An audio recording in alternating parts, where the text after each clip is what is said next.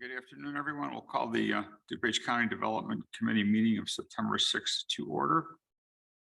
Roll call, please. Member Covert. Member Garcia. Here. Member Ozog. Member Rutledge. Chair Tornatori.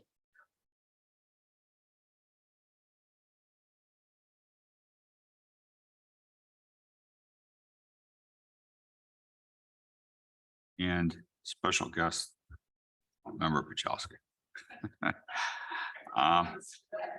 Not because he is special. We had to say it. Yeah, and even after I bought him lunch. Thank you for coming, members of the committee and staff and members of the public. Today's agenda is a special call. Some of us have been here since 7:30 this morning, so I don't know how special it is, but it's certainly important that we have this meeting at this particular time because we're going to be dealing with the proposed text amendment to our zoning ordinance regarding a public hearing before the Zoning Board of Appeals regarding adult use cannabis businesses in unincorporated DuPage County. Just from a standpoint of my chairman's remarks, kind of the plan is that Paul's going to be laying out some of the recommendations that he and staff have worked diligently on over the past weeks. We will hear the presentation today. If we get a consensus and a vote to agree to refer it, it will then get referred to the Finance Committee, because the Finance Committee, being a committee of the whole, should take a look at this as well. Ultimately, if that gets referred out of Finance, it'll go to the Zoning Board of Appeals for a public hearing as is statutorily required. Then they will refer to the Development Committee, as they always do, back to us, and then the County Board for full approval. So that'll be the route. Then and only then will we have a text amendment, which will enable us to have the parameters, if you will, of adult use cannabis in unincorporated DuPage County. I know that there's been some emails that have gone around and have been copied to members of the committee and to staff regarding what will or won't be done today or next week. Quite frankly, those emails are inaccurate and are a misstatement of what we're going to be doing today. There are going to be no action required today regarding any particular piece of property or any particular individual. And lastly, you may recall being copied in an email from a member of our community suggesting that I may have been slow walking or delaying the process for whatever reason based on my vote. I can assure you that that didn't take place, that I followed whatever Paul has directed me to and staff has directed me to get us to where we're at today. That's not how I operate, and I think you all know that, but I just wanted to make that perfectly clear. That concludes my chairman's remarks. We'll move on to public comment.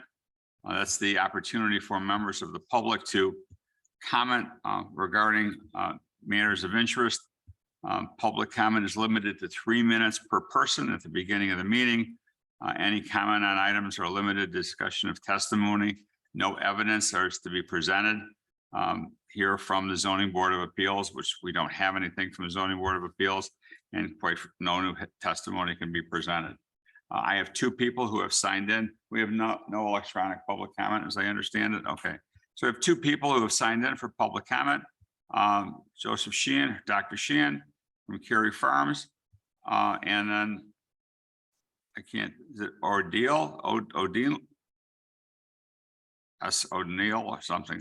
I'm sorry if I butchered the name, but we'll start with Dr. Sheehan. So Dr. Sheehan, you have 3 minutes. You can step up to the microphone there. So thank you so much. Basically, what I'm here today to ask you guys to do, and thank you, Mr. Chairman, for allowing me to speak.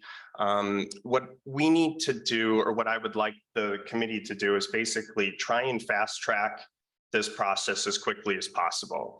And the reason that needs to be done is because there's certain licenses that we need that have timers on them.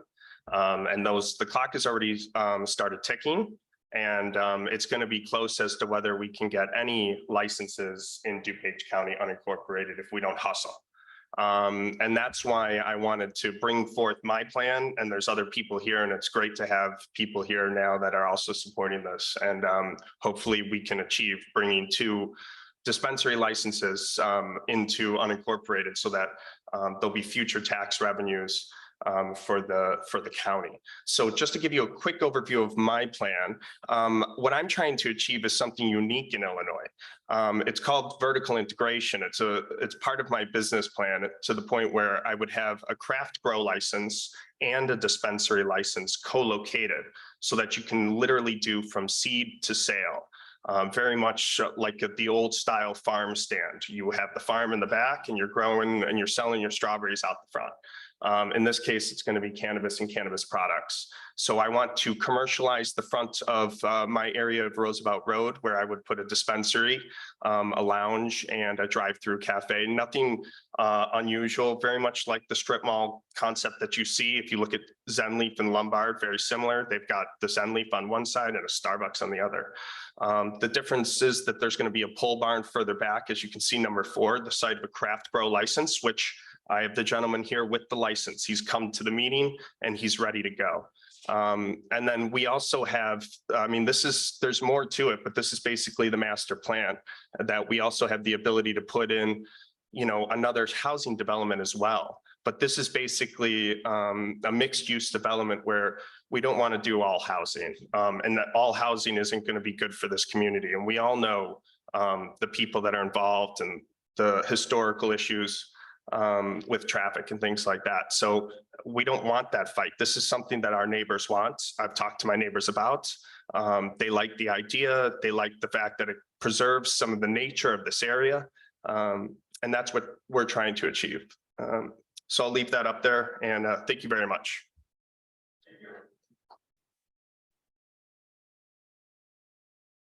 The writing S, it starts with an O.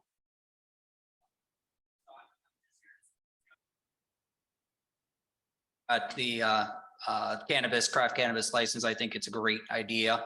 I just kind of want to emphasize the timing. We are in the pole position here. We have several, there's probably about 50 licenses that have been issued. So everyone right now is scrambling to find property, where we're going to be located.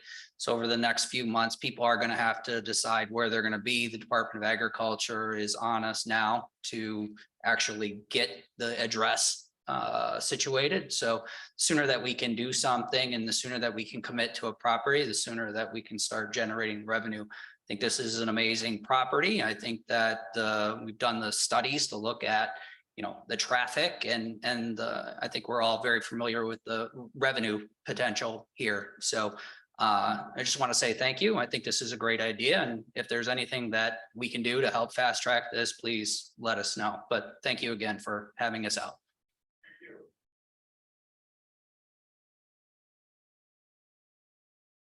Portion of the meeting.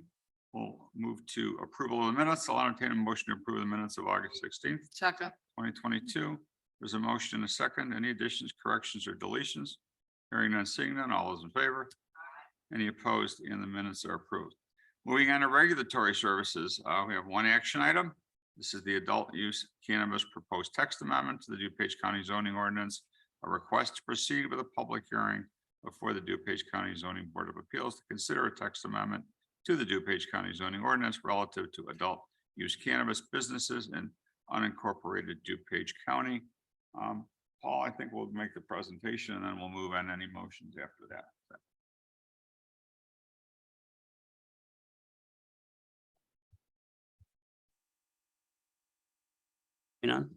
There it is. Yeah, once on. Sorry about that. So we've provided for you 3 separate documents. The first document that was in your package is a 31-page document that is the standard memo that we send to the development committee asking for the request to do something, the action item. That also includes all the proposed text amendments and some of the information that we're going to provide in the second document, which is our PowerPoint.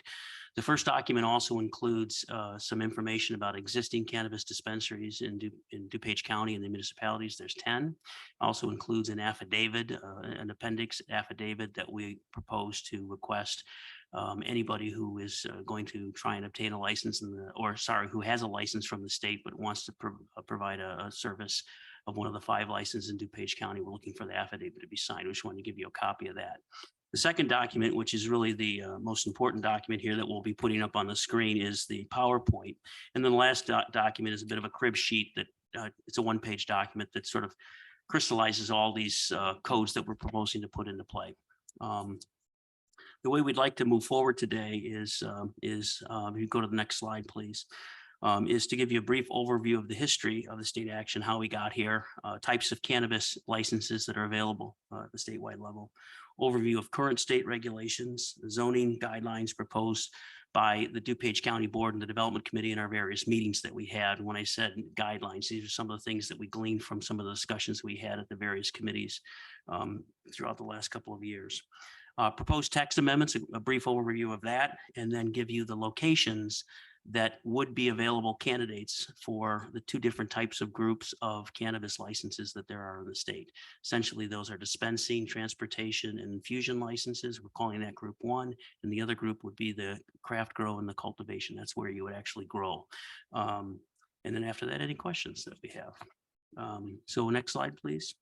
The way we got here is in January of 2020, the state started its first issuance of licenses throughout the entire state, and also started to promulgate some of the rules and regulations. In the past, you may have heard some of the rules and regulations, including distance regulations from protected uses. We'll get into that a little bit in terms of some of our proposed code changes.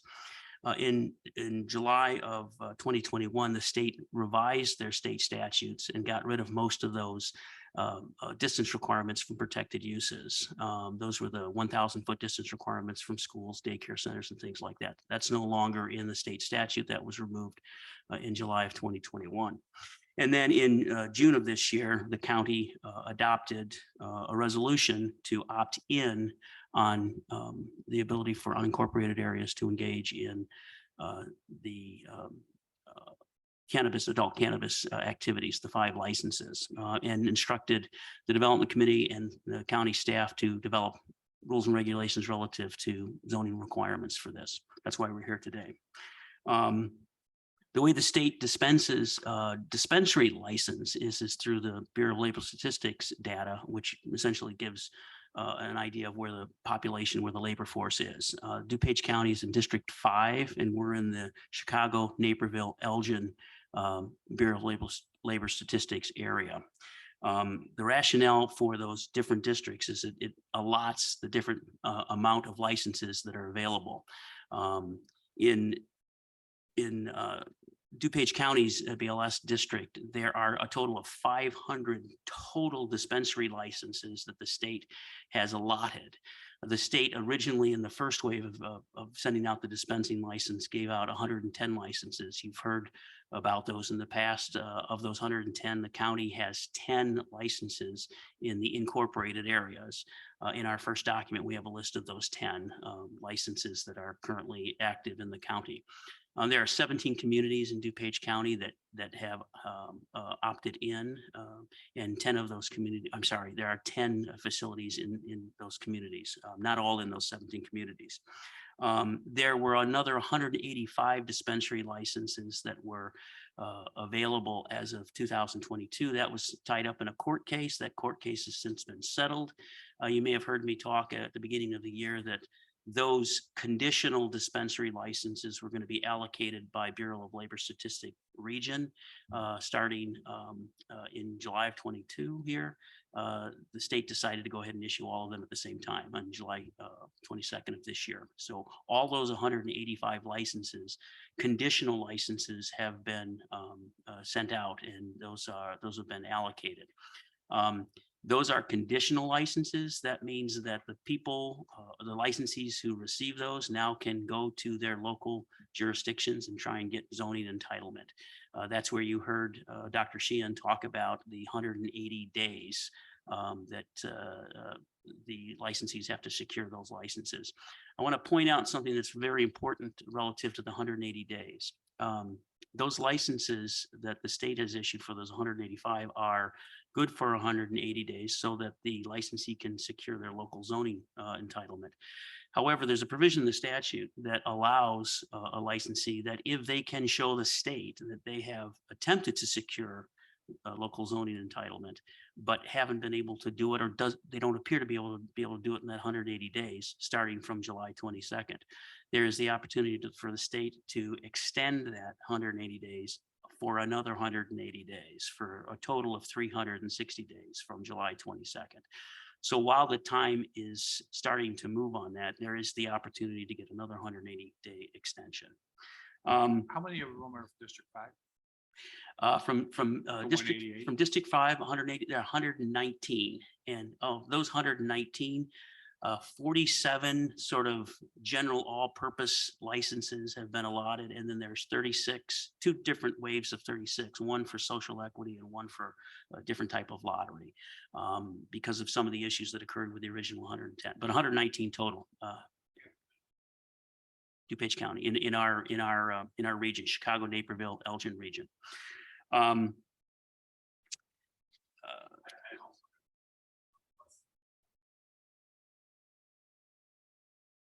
If we go to the next slide, please. So we did the history of DuPage County. In terms of, if we can go to the next slide, please. In the past, we've essentially been talking about dispensaries. And the reason we've been talking about dispensaries is that is where we have the most licenses that are out there. Those are the ones that have the retail component to adult use cannabis. Those are the ones that have the taxing component to adult use cannabis. The state has 5 different licenses that they issue. And as I mentioned earlier, we've categorized those into 2 different categories, 2 different groups, essentially the retail component and then the more of the growing component. The licenses that the state provides are adult use cannabis craft grower, adult use cannabis cultivation center. Those are the 2 that are involved in the growing. The 3 that are on the retail side, and these are important when we get into the county zoning regulations. The retail side of things is the dispensing craft adult use dispensing license, also the infusing organization, and that's the ability to infuse cannabis product into some other product. And the best example of that is a gummy bear. And then the 3rd of the retail is the transporting license. Transporting license is a license that you can only transport if you receive a license from the state, and it's very detailed in terms of what types of vehicles you have to use, the type of advertising that you cannot have on the vehicles, things like that. So once again, 5 licenses that are available from the state. If we can go to the next slide. I'm not going to go into the detail here, but these next 2 slides are the actual definitions of these types of licenses that come directly from the state, how they define craft grow, cultivation, dispensing, infusion, and transporting. We've included these definitions in our own proposed zoning text amendments. If we go to the next slide, please. Next slide after that.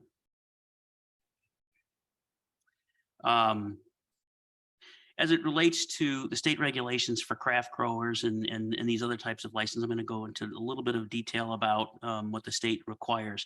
Relative to a craft grow, the difference between a craft grow in this group 1, the craft grow and the cultivation, is a craft grow is more of a boutique type of growing facility.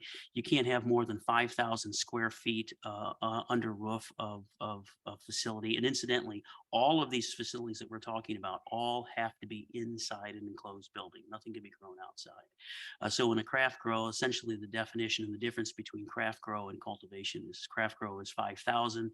There is the ability to increase that size, if you can show that in your area, there's a need or a demand to grow more, you can go up to 14,000 square feet. In craft grower, you cannot be, under state law, you cannot be located in a residential zoning district. It has to all be non-residential. And then you also have to be a certain distance away from another craft grow, 1,500 feet. If you go to the next slide, a cultivation center, distinguished from a craft grow, is another growing facility. Once again, all has to be enclosed inside a building. Cultivation can be located in any zoning district. There's no prohibition of it being in a residential zoning district like craft grower. So cultivation could, in theory, depending on the municipality's regulations, could be in any zoning district. Difference between craft grow and craft cultivation is the size. Up to 210,000 square feet building can be used for cultivation. Relative to cultivation and craft grow, there are a maximum of 30 cultivation licenses that are available in the state. There are 21 that are out there. There were originally 40 craft grower licenses, and there were another 60 that were allocated just recently. So there's 60 craft grow that are out there and available. DuPage County has, in our general area, not just DuPage County, but in the region, we have one cultivation facility. It's located in Unincorporated Aurora off of Deal Road, just south of I-88 and just west of Eola Road. If you go to the next slide relative to dispensing organizations, this is a 2-pager. This is really this is one of the reason we have this is there seems to be a lot more regulations at the statewide level. As I mentioned before, there's 500 total. Original 110 were issued. They've issued the 185 conditional licenses. These facilities are essentially places where you can go and buy adult use cannabis at retail. These, by state law, have to be located 1,500 feet from another dispensary. As I mentioned earlier, they used to have the 1,000-foot distance requirements from a protected use, schools, daycare centers, things like that. That's no longer in the state statute, but the 1,500-foot distance requirement from another dispensary is.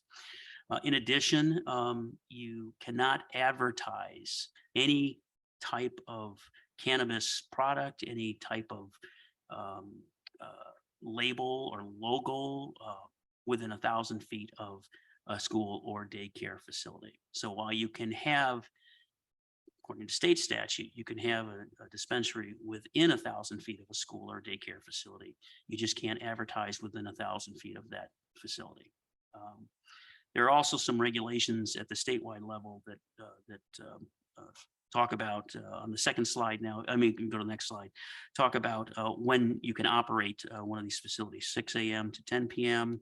Everything has to be inside. There's video surveillance requirements. There's electronic surveillance requirements. There's according to or pursuant to state requirements, you have to have a certain amount of people in the facility at all time. You have to have backup generators for that will provide at least 4 hours of backup electricity. If the power goes out, you have to have surveillance constantly going. If surveillance goes down, you have to shut the facility down. Next slide, please. Infuser organization has a similar type requirements as dispensary. Once again, the only real difference is that you're infusing adult cannabis into some other type of product, chocolate products, pretzels, and as I said, typically it's gummy bears. That's what we've seen.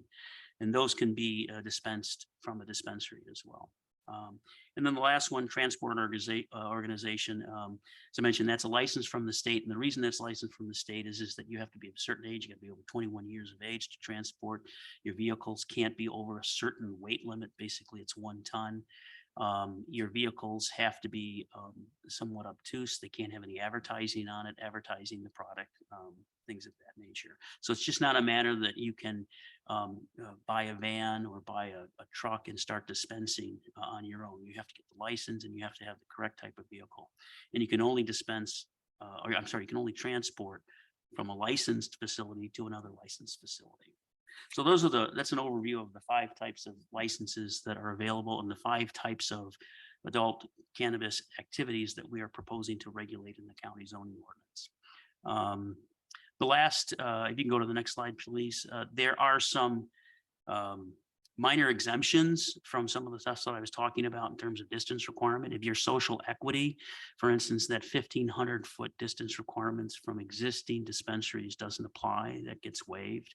Also, as I mentioned, of the 119 licenses that conditional licenses that are allotted in DuPage's BLS, 36 of them do go to social equity, exclusively for social equity. No one else is able to get those things. And then the local revenue, we've talked about that before. In unincorporated, or dispensaries, it would be 3.75 tax, and then in the unincorporated, it's still 3. There is no extraordinary tax that would come to the unincorporated county for any of the other types of facilities other than whatever tax that is on those retail taxes or on those property taxes. The dispensary tax is unique. So that's the only one that is taxed differently relative to the local communities and unincorporated. Next slide, please. This picture here is just an example of some of the dispensaries and some of the cultivation facilities that are existing in the state of Illinois. One is Lincoln, Illinois, one is in Addison, and it just shows generally what these facilities are going to look like. Once again, they all have to be enclosed. They can't be outside in the open. Can we go to the next slide, please? Talked about this a little bit based on the discussions that we have had at the Development Committee and at the Finance Committee. We gleaned some general guidelines that the county board members were asking us to take a look at. In addition to the state requirement of 1,500-foot distance requirement from other dispensaries for a dispensary facility, there was a concern from the county board members that these facilities be located on roadways that wouldn't go through residential communities, and they wouldn't necessarily pass through the downtown cores of the municipalities. So we took a look at, that was one of the major criteria that came from the county board members. In addition, the county board members were looking to make sure that these facilities wouldn't be on any public property, forest preserves, park districts, obviously government offices. These would all have to be privately owned entities. You'll see when we get to some of the sites, what people might think as public properties are actually private property, like the Arboretum and Cantini. Those sites are technically in the mix here, but we'll get to that in a little bit. The other thing that we talked about with the county board members is how these types of uses would be entitled. Would they be entitled by what's called as of right, or would they be entitled by extraordinary zoning relief, conditional use, we call them. As of right would mean if you meet all of the zoning requirements, you could simply come in and apply for a building permit. And if you met the building code, the stormwater code, and the county zoning code, your permit would issue. Excuse me. Conditional use means that irrespective of whether or not you meet the underlying zoning codes, you're in the right zoning district, you're on the right roadway, you have the right amount of land, you've met some distance requirements, you would still have to apply for a conditional use permit and go through the vetting process, zoning board of appeals public hearing. After that public hearing, a recommendation from the zoning board of appeals back to development committee and back to the county board, so that there would be the ability for the county board to have the final disposition on every single type of adult use cannabis license that there is out there. It just simply would not be as of right. We've put that into play here. In addition, there was concern that when we developed these rules and regulations, that these sites would be distance away from areas where there would be vulnerable or impressionable populations, essentially schools, primary and secondary schools, and daycare facilities, and group homes. Not necessarily senior homes, even though there might be vulnerable. It's more for people with handicap or disability, or anyone under the age of 21. So that would be schools, primary and secondary, and daycare facilities. So if you can go to the next slide, please.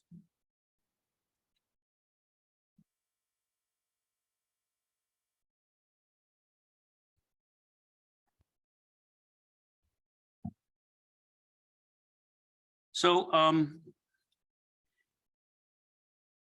that's hopeful. That's a very quick overview of how we got here and what the state statutes are and some of the guidelines that we put into play when we developed our zoning regulations. When we develop any zoning regulation, we look for sort of the statutory requirement that came through in the state regulations for adult cannabis, which is to develop a time, place, and manner regulations. That's where, when, and how. And also to ensure that we had a compelling government interest that we were furthering here. And we do that with any zoning amendment that we put in play. In this case, we are proposing that all adult use cannabis be located in a non-residential zoning district. And in the county, that means B1, B2, B1 is a local business, more retail. B2 is general business where you can have a combination of retail, service, and even some light contracting work.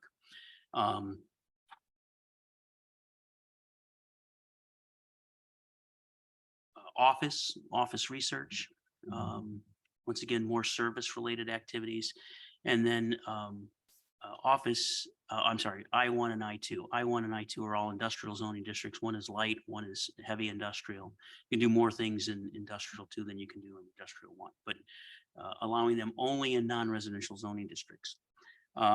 Relative to the first group of, the second aspect of that is requiring that all adult use cannabis activities be entitled by conditional use. Nothing would be as of right, which means everyone would have to go through the vetting process through the Zoning Board of Appeals, Development Committee, and County Board.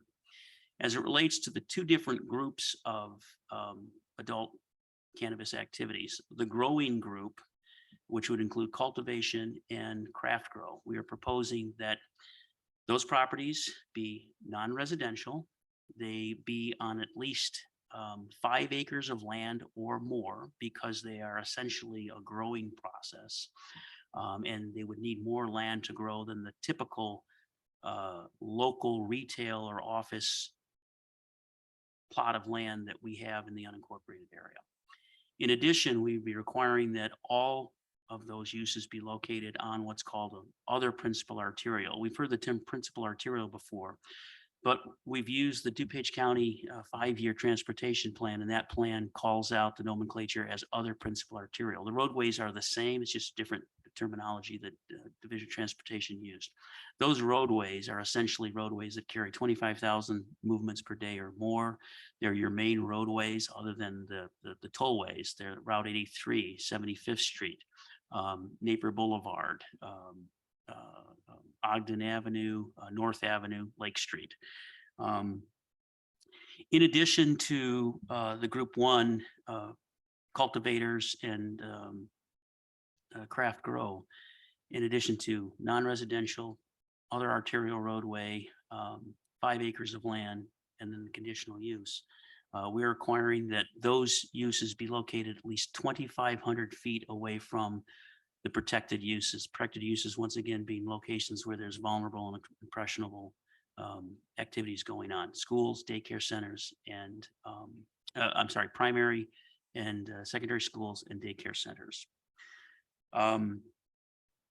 In addition, we would be requiring those uses to provide an affidavit, notarized affidavit to the county in order to apply for the zoning relief that indicates that they have met all of the guidelines of the state in order to be able to make the application to the county. They've received their license or their conditional license, and they've provided the state with the background check information that the state requires. And then in addition, there's a surveillance requirement that the state requires from each of the licensees as well. We want to make sure that we have an affidavit that verifies that they have gone through that vetting process of the state, and they have the ability to apply locally with the county. And that would come in with any application for zoning relief. And that's craft grow and cultivation. As it relates to the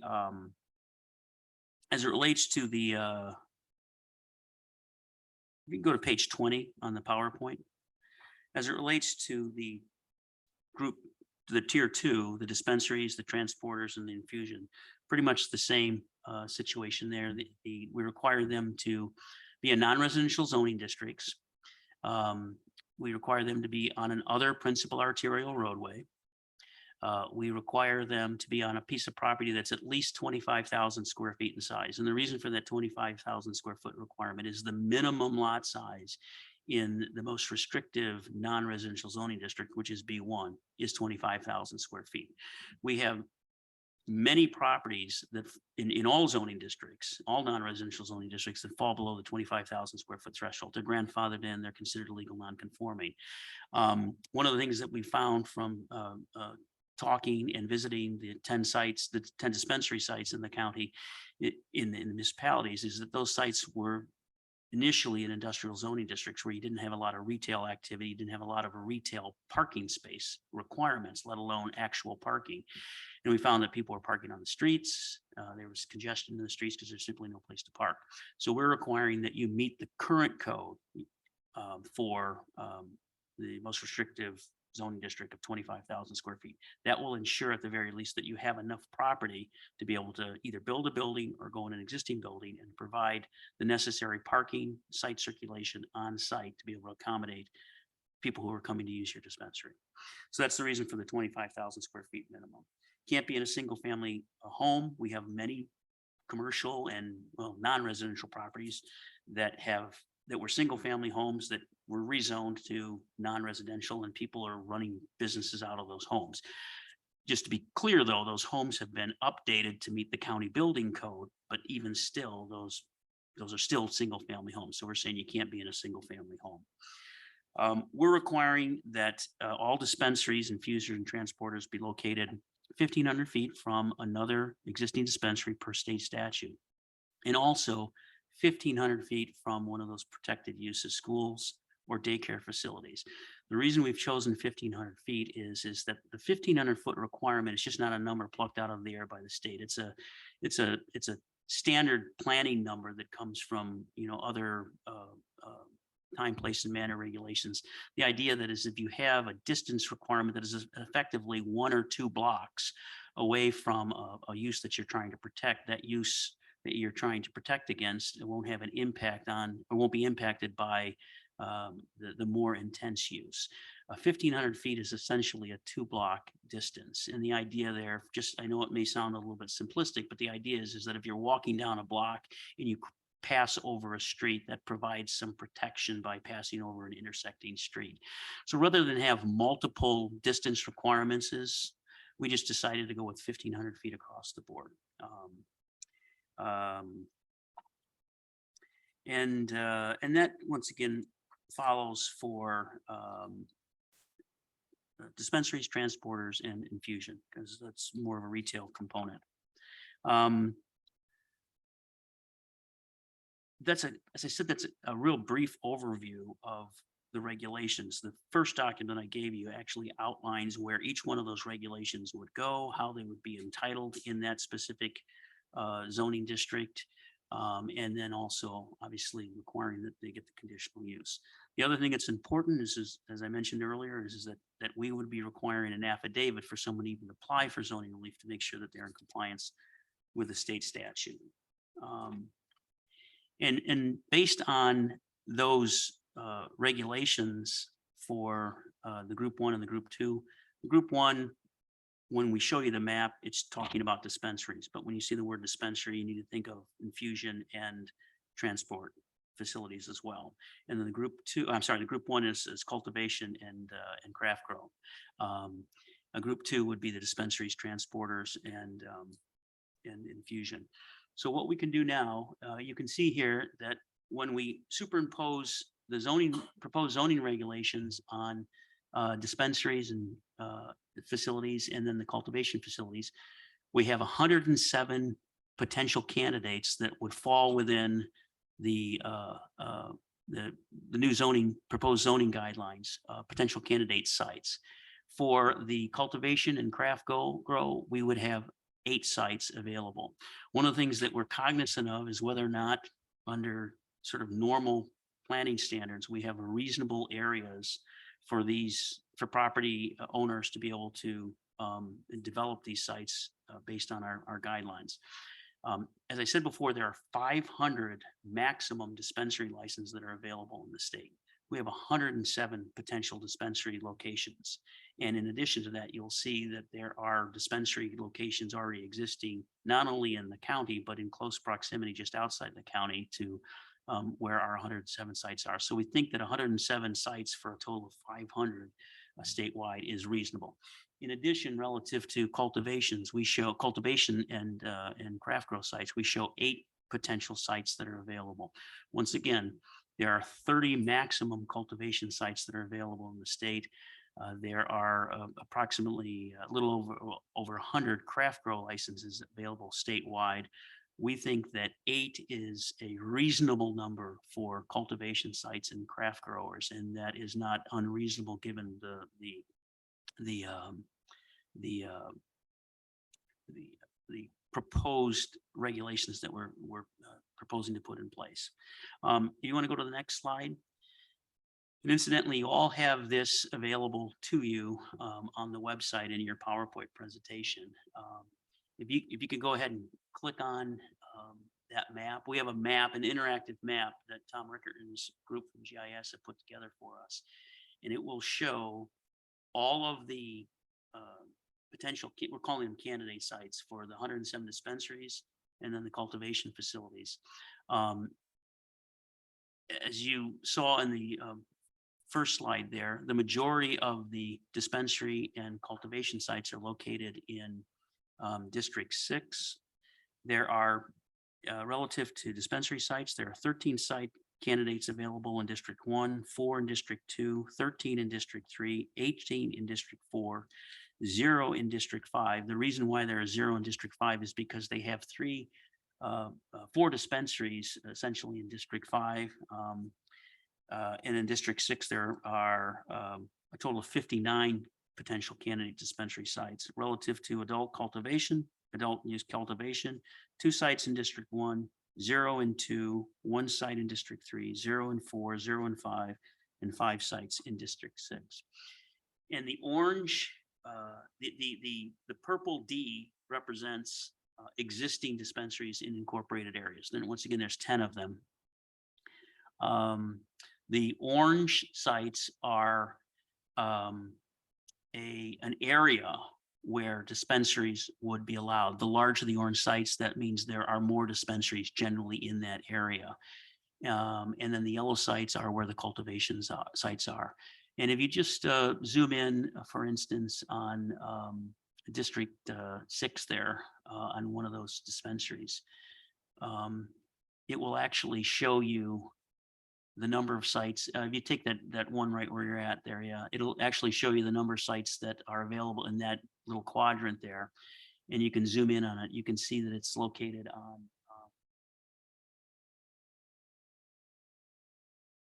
should be North Avenue. North Avenue, I think, in Swift. You can move over a little bit to the left or to the right.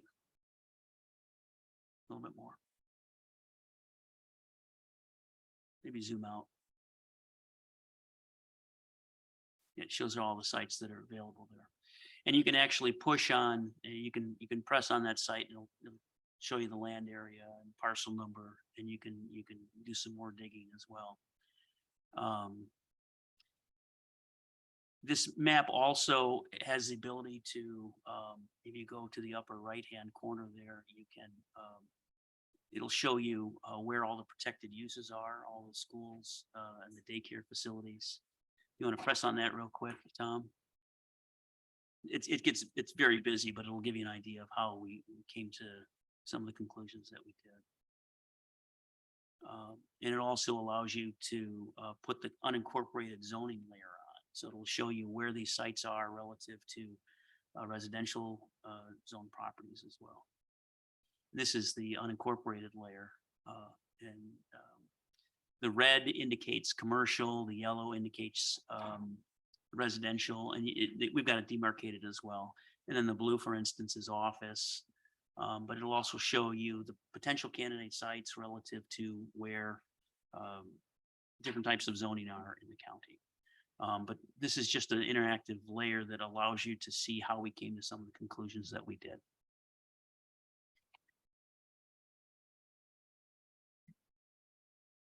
And yeah, Tommy, you want to take the you want to keep that up and take the unincorporated layer off and then just leave the potential sites up. Yeah. So once again, just kind of to do an overview, based on the state statute, based on the guidance that we received from the county board members, we're proposing two groups, the growing and then the retail components. The growing, we're proposing that they be in all non-residential zoning districts, be on property that is 5 acres or more in size, be on a other arterial roadway, major roadway in the county.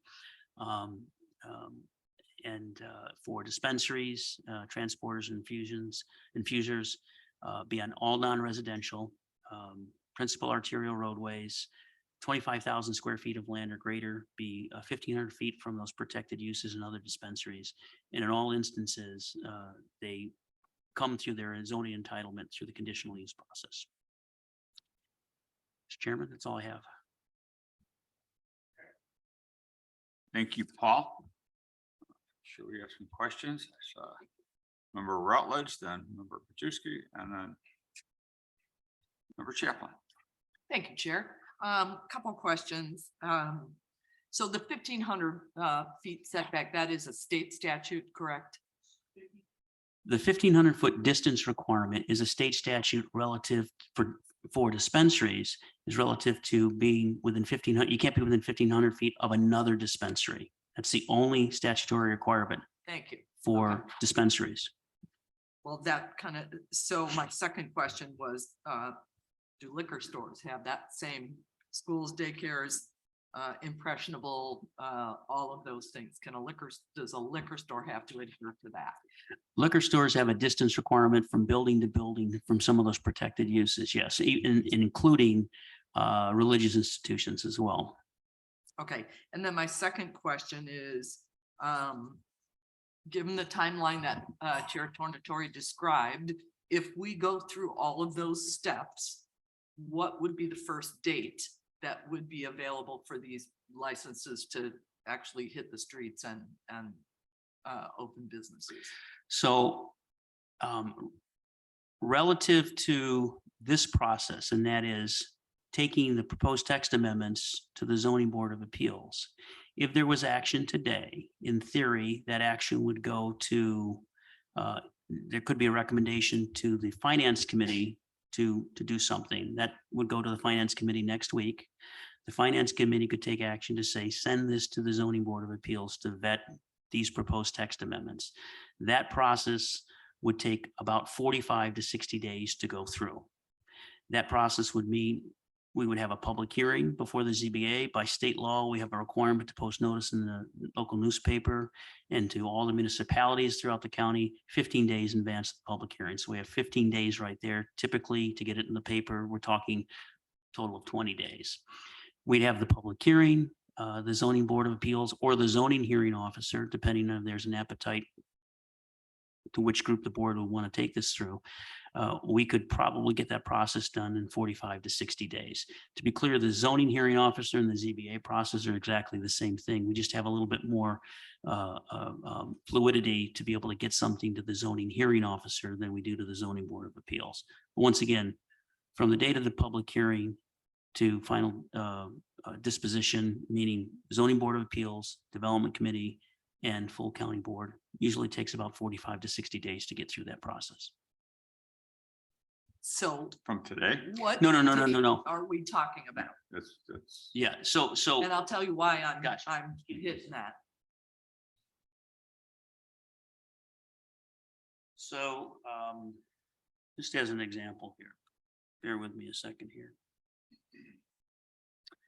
So assuming that we go to finance next week and Finance Committee says, go to ZBA, we could get a public hearing before the Zoning Board of Appeals likely by the 13th of October. And then from the 13th of October, we could likely get this back to County Board a county development committee on the 1st or the 15th of November, which would get it to the county board by the 8th or the 22nd of November. So county, okay, so before the end of November. Before the end of November, Okay, yeah. I'm just, so let's play devil advocate and say that we have a holdup somewhere along this process. If the makeup of our county board changes, how would that impact these decisions? We would continue to move forward unless the county board members brought this back to one of the committees and said, stop the process. Okay. And I would defer to the chairman on that, but functionally, that's. No, what I we do. think the county board is the county board, whoever makes it up.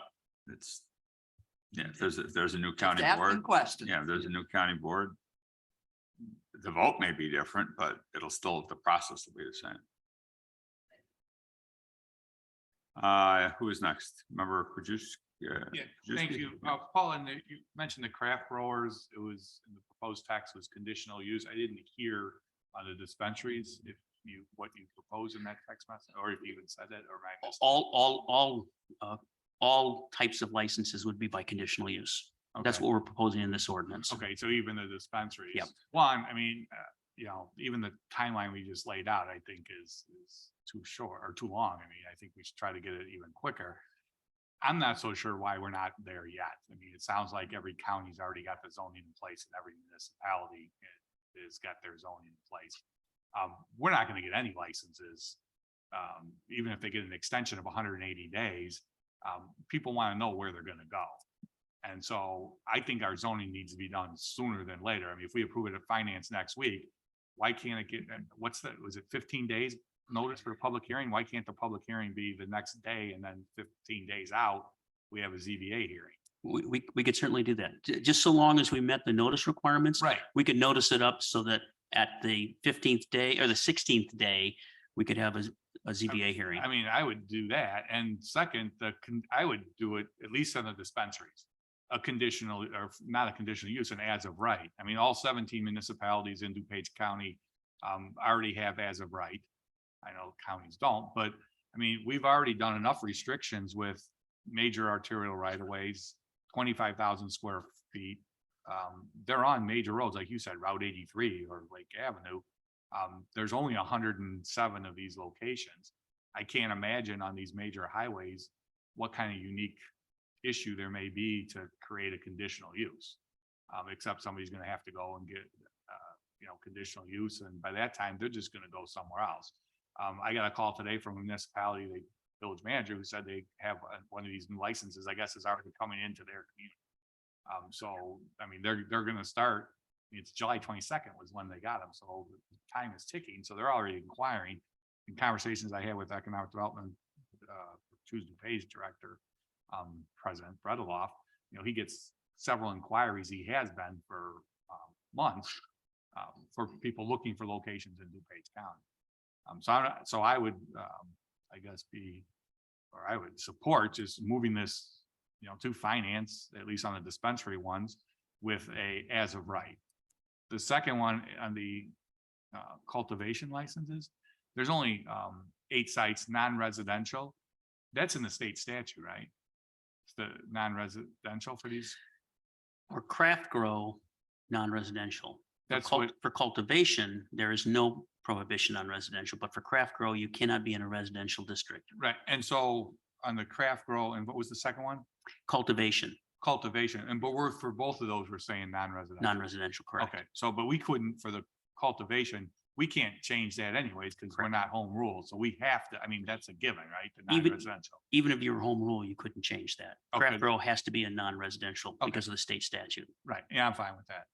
And I'm fine with the conditional use on that. I mean, there may be something unique about those sites, but there's only 8 of them. Only 8 potential candidates based on our proposal. yet. Right. And yeah, I mean, Candidate it's sites. not, the other one, we may have a lot of other ones. So, all right, that's all. But again, I would be supporting just on the dispensaries to do as of right. And I would, if we send it out of here, I would say after the finance meeting, we move it to ZBA for the 16 or 15-day notice.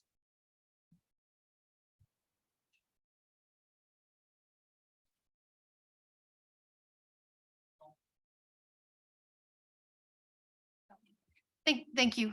Thanks, Chair Tornatori, and thank you for holding this meeting. So, I'm echoing the concerns of Member Rutledge and Member Krajewski. I just don't want to get complacent saying we have an extra 180 days, to take our time, that we can move through this slowly. I'd rather see this get done sooner rather than later. Can the county board hold a public hearing? Do we have to go to zoning? The statute requires that any amendment to the zoning ordinance has to Go through go zoning. through a public Okay. hearing before the ZBA. Now, like I said, we have zoning hearing officer and a ZBA. We're more nimble by taking it to the ZHO, so we can take it to the ZHO and get it there more quickly, for sure.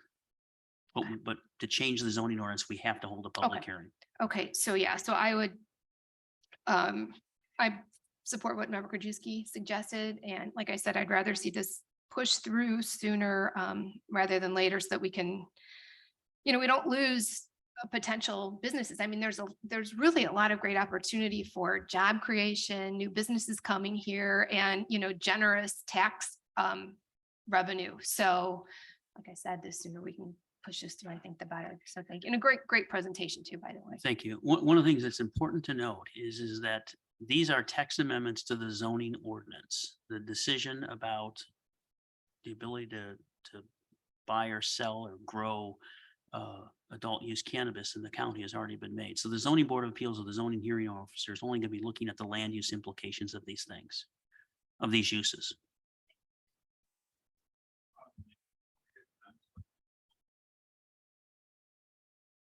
Wouldn't move this as quickly or as expeditiously as we could. If next week is the 13th, that's finance.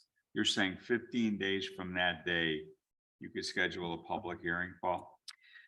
In theory, what we'd have to do is that I'm assuming that Yeah. it doesn't fall on a Saturday or Yeah. Sunday or something.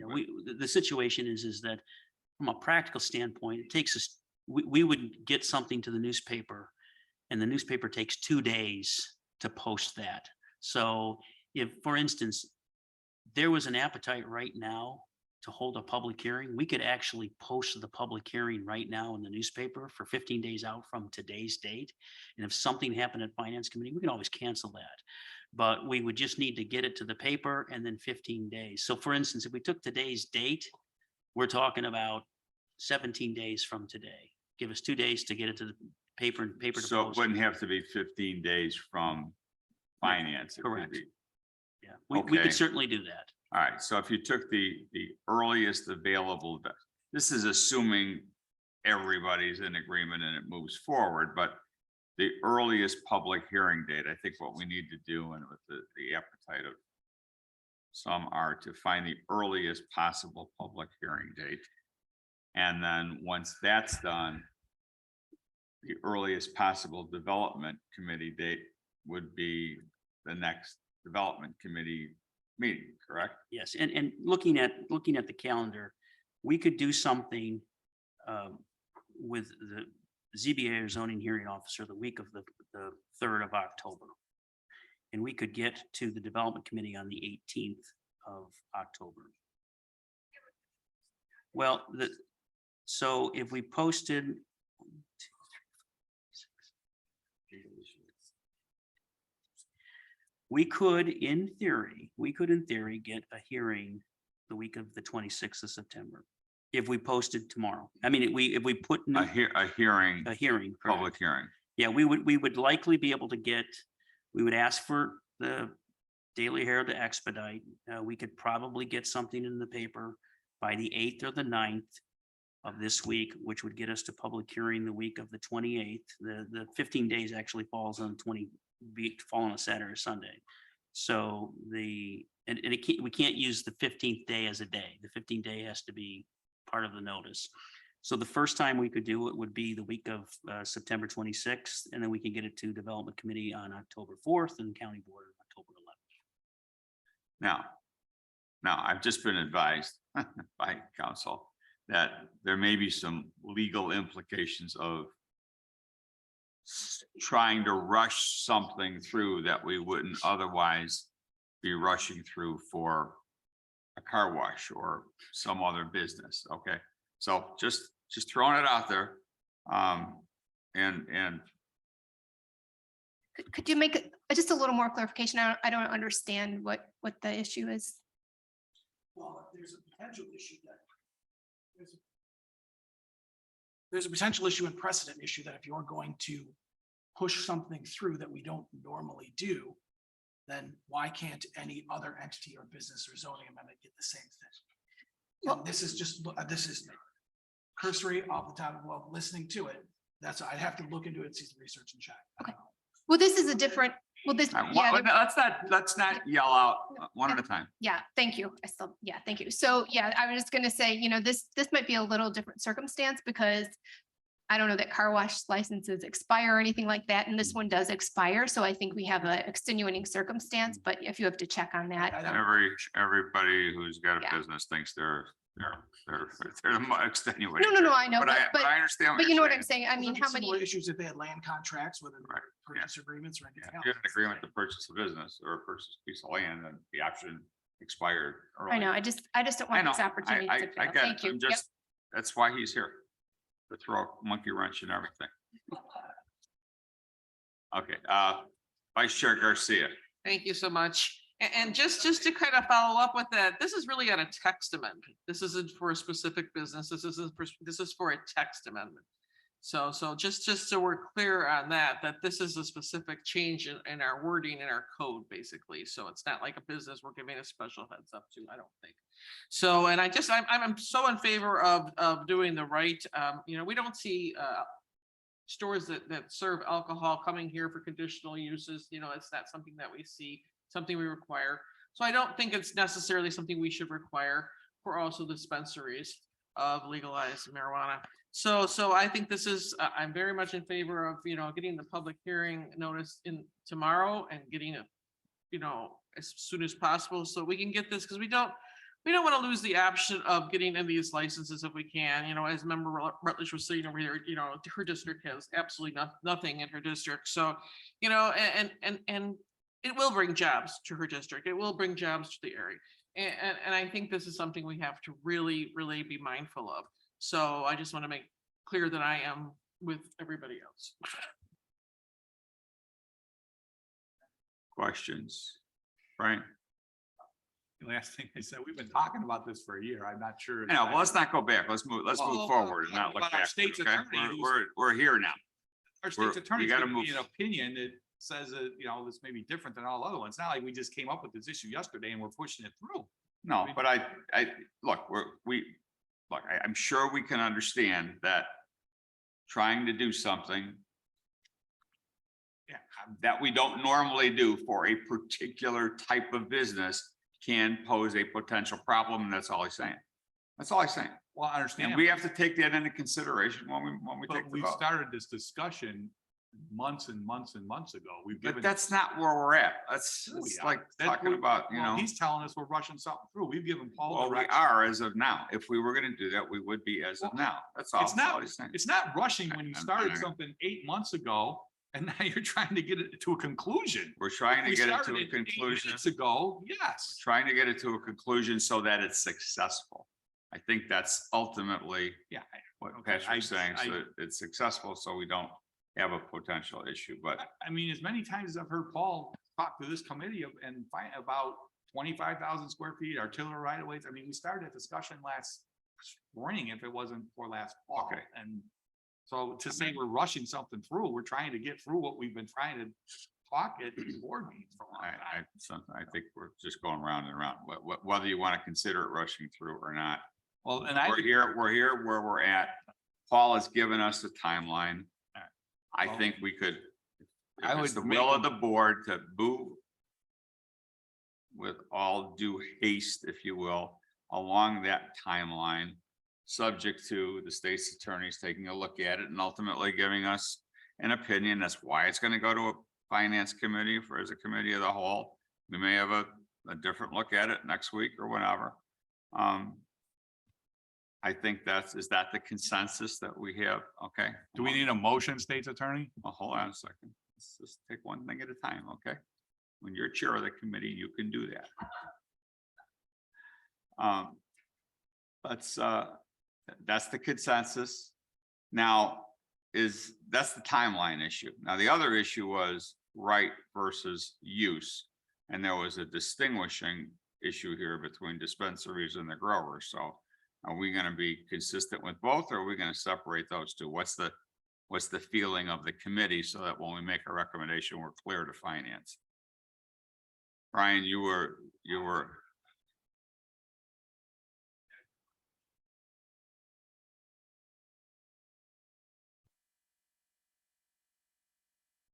So dispensaries as of right, craft grower, any grower as conditional use. So just, Exactly. so right now, just to be clear, I categorize them into two categories, the growers and then the sort of the retail. When you say dispensaries, are you also talking about the Right. And the three infusers. transports? Okay, gotcha. The infuser, Infusers, transporters, and the other.